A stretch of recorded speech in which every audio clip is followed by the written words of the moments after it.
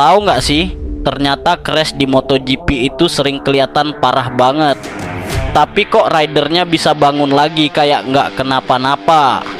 Ternyata ada 3 alasannya. Rahasianya yaitu 1, baju mereka punya airbag pintar yang ngembang dalam hitungan milidetik.